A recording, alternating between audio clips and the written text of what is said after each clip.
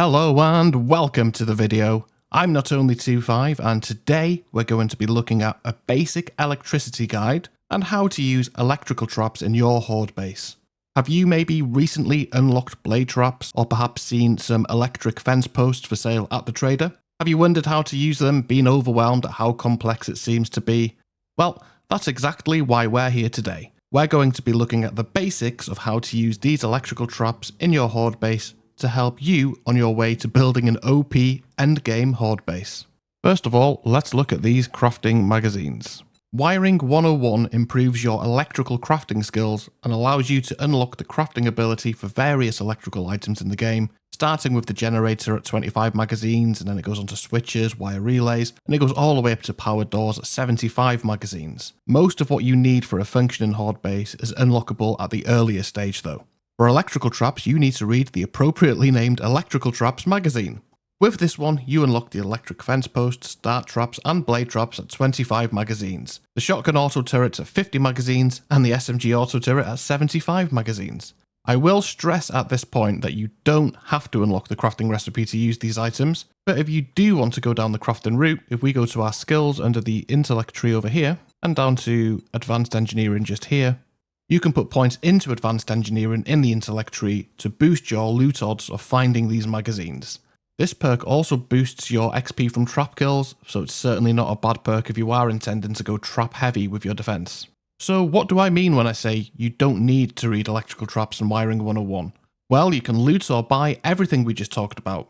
In my first Alpha 21 playthrough, I had a full electric fence post setup by day 7 without reading any magazines. I got the fence posts and generator from the trader inventory, I got the engine from wrenching a car, I looted the wiring tool from a loot container, and this was all I needed. So just keep a lookout for the traps and the tools in loot and in trader stock, and you could have a pretty advanced setup pretty early game.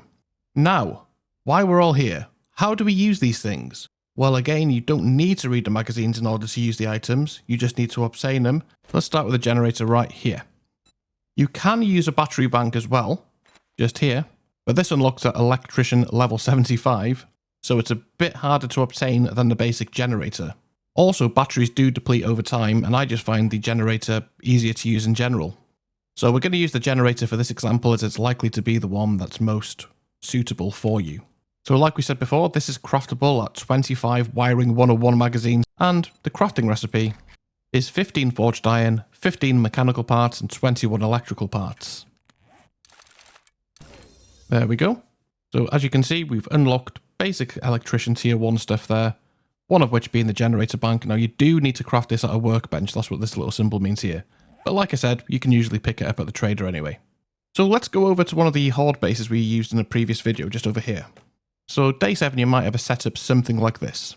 So you can place the generator down flush on the floor, you can put it up on the wall, wherever you think is most suitable. Just a little tip here, you probably want to put it shielded slightly because cops can vomit at it basically, and they can cause damage to it. So once we've placed this down in a safe location inside our horde base, we look at it and we get a prompt to press E to interact, press that and we're in. Now you can place engines in here, you can shift click engines in here, and if we look at our max output here, that goes up by 50 watts every time we put an engine in. So take this out, 50, put it in, 100, see? Next, we want to refuel it, so we've got some gas here. It only takes 1,000 to refuel it all the way. This bar's just gone up, you can see there, and it tells us how much fuel we have. I've honestly never run out of gas in a generator. I just turn it on for horde night, use it. I might top it up occasionally, but the gas is really economic on it, so another reason just to stick to generator banks, I think. You can get the gas as well just by wrenching cars, or you can get small amounts of gas from gas barrels and pumps if you're wondering where to get that from. So that's our generator placed, fueled, and turned on. Next, we need to place some traps, so I'm thinking we start with the fence posts, because they're often the ones that you see first in the game. So right here. We only need 2 for this example, so let's just bring 2 down. Now out here is the walkway for the basic horde base. Now these fence posts, if we go here, as we can see, they're unlockable after 25 of these electrical trap magazines being read, or you can just simply buy them from the trader. Again, you're going to need to use a workbench to craft them, but they only cost 7 forged iron and 3 electrical parts to craft per fence post. You need at least 2 to make this work. Now the fence posts here might seem a little bit underwhelming, but if you know how to use them, they're insanely powerful. One of the best things you can use in the game for horde night. They can lock zombies in place and really just help ease the chaos of Horde Night and just line up the zombies for easy headshots. And they really do help you control that crowd. So as I said, this is a basic day 7 Horde base that you can make out of cobblestone. We did do a video looking at this recently on the channel. I'll try and remember to put a link in the top pinned comment so you can have a look at that if you're interested. If I do forget, feel free to remind me.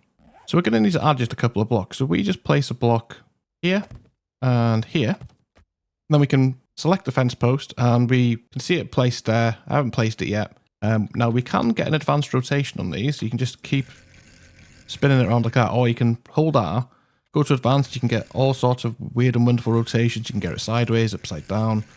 But we just want it on a simple one for the purpose of this, but I just thought I'd show you that. So you press right click when you're happy with its placement and right click again. There we go. So there's 2 fence posts placed and ready to go. Now we need this wire tool right here. So you can craft this. It's unlockable straight away at the start of the game, but you do need a workbench to craft it. It's craftable for 9 forged steel and 3 mechanical parts, but you can usually loot it from a working stiff tools box or just a tool shelf or a toolbox. Just anywhere really that you can get tool stuff from, you can usually find this thing. It's quite a common find as well. Now to wire the fence post, as long as we've got a sight of our generator there, we right click on the generator when we see that little kind of plug logo, right click. And then if we then look at this one, we've got the wire, we can see it dangling down here. We right click again. Now we can see that wire. If we put the wire tool away, that wire will disappear. Don't worry, that's intended. It's so the wires aren't uglying up the place. Put the wire tool back, you can see it again. And then we right click on this fence post and we want this to go from this over to here. And there we go. It's that simple. If I come in here now, and if I just get a couple of zombies, there we go. Perfect. Let's turn the AI back on. And then, as you can see, so nothing's happening with that, but as soon as I turn this on, look at these guys. They're all trapped in place. They're all stuck there, thanks to the fence post, and we just have easy pickings. We can melee them. They can't really attack our base. It's really useful. So that's the basics of that. So we go from the generator to the thing we want to power, and then the last one in line is always the one that takes the damage. So if I grab a claw hammer here, you can see it's taken 3 hit points of damage from those little zombies there. This one hasn't taken any. It's because the final one in the line takes that. If we right click on this, it tells us down there in the bottom right, electrical parts and forged iron. Now what does this mean? Well, what this simply means is if we've got electrical parts and forged iron in our inventory, and we've got sight of this all night long, we right click and it's repaired. So that means zombies keep coming, keep arriving, we keep dispatching of them, we keep winning at Horde Night. This starts running out of HP, we can repair it all night long and just keep it going. You can get really kind of crazy with this. If I just go through my own fence post there, you know, you can just have like effectively something like this, and you can get, you know, multiple layers of them down like this if you want. One thing I would advise against is daisy chaining. So I wouldn't go from this one to this one, then to this one. I'll show you why. If we go from this one to this one, and we keep chaining them like this, and then back to this one, across here, and like so. I mean, that's all well and good, and that will work. I mean, I'll show you. Let's get Bo over. There you go, look. He's stuck in that fence post. It's working as intended. But if we lose one fence post, say if a vulture attacks it, a zombie attacks it, a cop vomits on it and damages it, if this one fence post here gets taken out, none of them are working now. I just want him to come back over this way, just so I can show you. So he's going to eventually make his way back up, and he'll just run straight through them, because we broke the chain. These aren't connected to the generator anymore, because the daisy chain's been broken effectively. So, the way around that is we go from the generator to this one, to this one, and then we just do that every time. So the next one goes from the generator to this one, to this one, and then we go from that one to this one, and so on. You can do that all the way along. There is a limit to how many blocks you can place, but we'll cover that off in a minute. These are now done in such a way that if this one does get blown out again, we can see here, these are still connected. We've still got these ones working for us, so it's just a fail-safe. Bit of advice there, but that's the basics of how you can set your fence post up. I'll show you one more thing with these. So if we just place a pillar here, level with our floor, if we place a fence post over here, and we place a fence post just inside here, we can go from this generator over to that. Now here's the thing I was telling you about. That's too far away. So there's a couple of ways around that. One of them is to use a relay. So this is an electric wire relay. It's already unlocked, so I imagine that's unlocked at 25 magazines as well. We just place this as close as we can, maybe just there. We go from this. These take 1 watt of power each. To this. And see if that'll reach now. Perfect, see? And then you might run into this thing where you're trying to hook this one and that wire's red. All you need to do is make sure you stand in, I think within about 10 blocks of that. And then you can wire that one up. And what this does is this covers your whole walkway now. So if you've got a 1 wide walkway like we have here, so that now covers the entire walkway using just 2 fence posts, whereas before we were covering just 3 blocks worth with 6 fence posts. So this is a more efficient way to wire them. The only negative with this is if the fence post does break, it's gone. You haven't got backups. But the benefit of this one, and the reason that we wired it in such a way that we went from this over to that one and then back to this one, is then this one becomes the last one in the line, you see? And that means we can repair this all night long, and the zombies will just get trapped in that.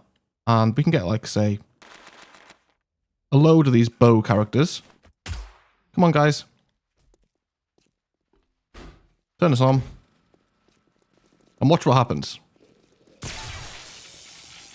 See that? They all get stuck in a row, using just 2 fence posts, which we couldn't do before. And then, like I said, this one being right in front of us, we can just repair that all night long. To our heart's content. We can take care of the problem. So hopefully that gives you some ideas on how you can use your electric fence posts. Okay, next up, let's talk about blade traps. So blade traps, you can actually get these sometimes in a bundle like this at the end of tier 5 POIs, I think. You open it up, you get 10 blade traps, a few magazines and relays and stuff that we talked about already. But we just grab these here. What these are really cool looking things that, as they sound, they're just spinning blade traps or just cut up the zombies, and they are pretty effective. Now you can just place them simply on the walkway like that. That's not the only option. You can get quite creative with these things. So if we just do this, you can kind of place them sideways on like this.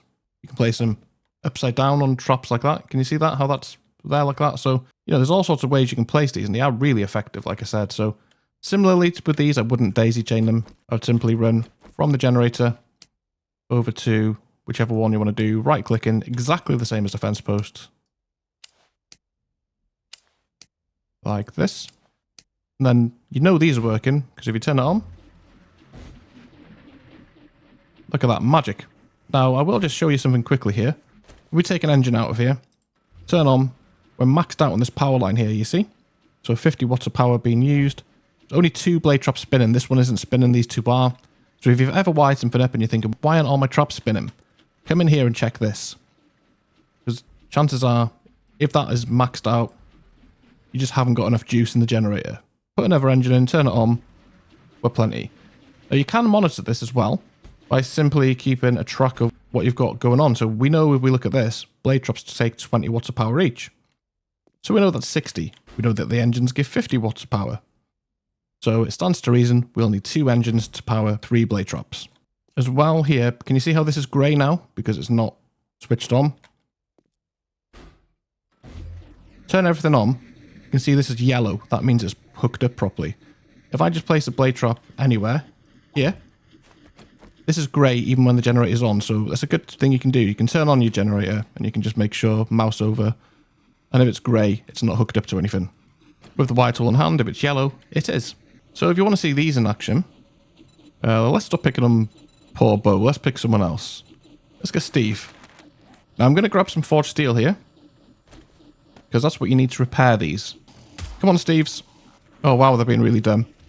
I wasn't anticipating that. Why would they take that path?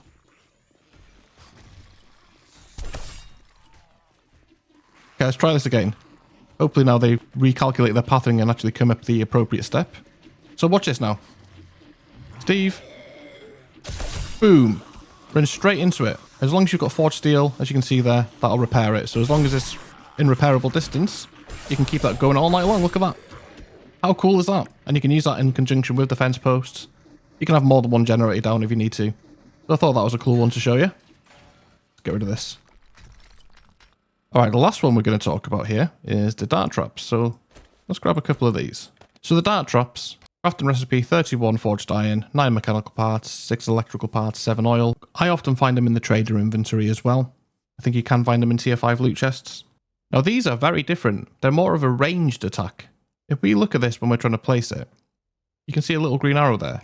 You spin it around, it goes in various different ways. You can get it in advanced rotation. For the purpose of this, we'll place it just here. We'll put 2 of them like that. You see? Now, if we open these up, we are going to need these iron darts. You can buy these from the trader as well, but it's easier just to craft them. They just take iron and clay in the forge. You can mass produce these pretty easily. So we just get some darts in there, you right click, shift them in, or you can just drop them in, lock it. And we can see these take 10 watts of power each. We'll have plenty of power with just 1 engine for 2 of them. Again, get that on there. Okay, so you lock the ammo, that means it'll shoot. If they're unlocked, they won't shoot. Just so you're aware of that. We right click from here to here, and here to here. Now if we turn this on, they're just going straight away. They're just wasting away all your darts. So that's how they work. They just fired iron darts at them. Pretty cool, right? You probably don't want to have them on all the time because you'll soon run out. There's a couple of options here. So I'll quickly demonstrate how the trigger plate works. So this is one if you want your defense to be a bit automated. Get a trigger plate here. And then what you want to do is go from the generator to the trigger plate, from the trigger plate to the dart traps. You can just chain them if you want. You don't have to. Do what you want with these. Now, if we turn this generator on, nothing's happening. We just get a couple of utility worker guys there. Now we can shoot these because we've got this window, but look at this. Look how quickly that depletes their HP. Look at that. And because they stood on that, I wired from the generator to the trigger plate, from the trigger plate to the dart trap. They stand on that, they get shot, it activates it. So that's one way to ensure you're only using it when you have to.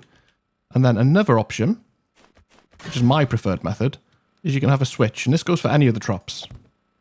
So similarly, you go from the generator to the switch, from the switch to the dart traps. So you always go from the generator to the thing you want to power. If there's a switch on the way, you go from the generator to the switch, and then the switch to the thing you want to power. Let's get in again a couple of zombies. Who should we have this time? Tom Clark. So say I'm here, I'm fighting. I've got the Horde Night ongoing. I'm really up against it, I'm struggling. I'm trying to shoot, but I'm just getting overrun by this one Tom Clark, apparently, because the others are idiots. If I come over here, and because of the way I've wired this, if I hit this switch, then this can help me out. I can use as many darts as I think is reasonable. There we go, he's gone down. And I can turn it off, and that lets me manually control how often I use these, you see? Take him out here. So that's how the dart traps work. Again, you can get them on an advanced rotation, you can experiment, have fun with them. If we hold R and click on advanced, you know, we can get them pointing down so that you can have them at the top of a walkway.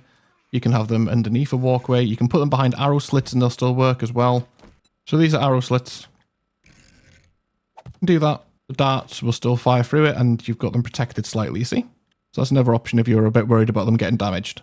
And then the last one is just the SMG auto turrets and shotgun turrets. Again, you can get these in stacks. They're unlockable at 50 and 75 magazines, so they're quite late game things. They take a lot of ammo as well, but I'll just quickly talk you through them. Usually I would put these somewhere up high like this. Kind of snipe down. I think I've got one of each there. That's an SMG, that's a shotgun, and it's exactly the same. Again, I'd recommend going from a switch for these, so you can control when they're used, otherwise they'll just eat through all their ammo in no time at all. But remember, we go from the generator to the switch, from the switch to the thing we want to control. And then if you click into these, you can see it needs ammo. So let's get some ammo. Shotgun shells. We can take 3 lots like that. If we turn it on, there's no zombies about at the moment, so it's safe.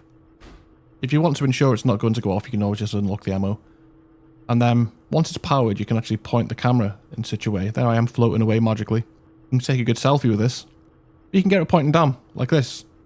And then once we want to ensure it's working, hit lock ammo. Similar with this one. Maybe we want to place this one looking up for vultures. Maybe we just want to go in down at the walkway as well. Either way is fine. Lock that ammo. And it says here we're targeting strangers and zombies. We're not targeting allies. And we're not targeting ourselves, obviously. Look at that. Straight away. Just spawned them in. Let's get them out of range over here. Let's get a couple of radiated feral whites. Let's see how it copes with them.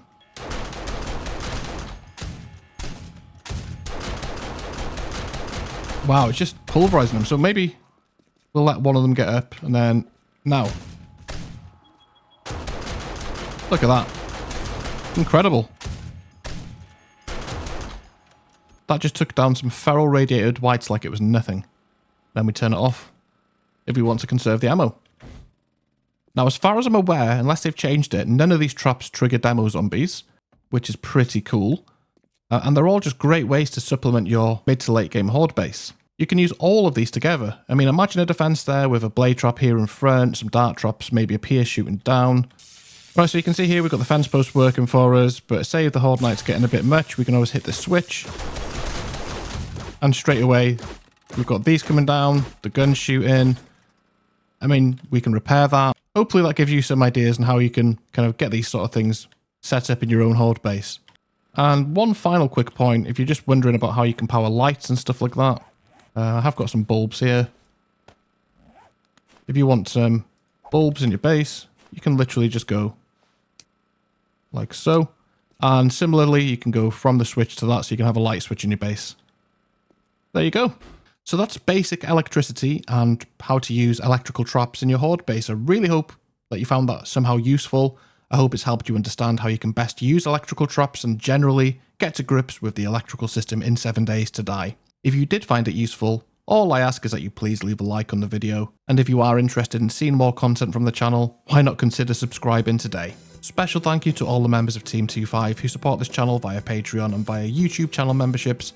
Thank you so much, have a good one, and I will catch you in the next one. Bye bye.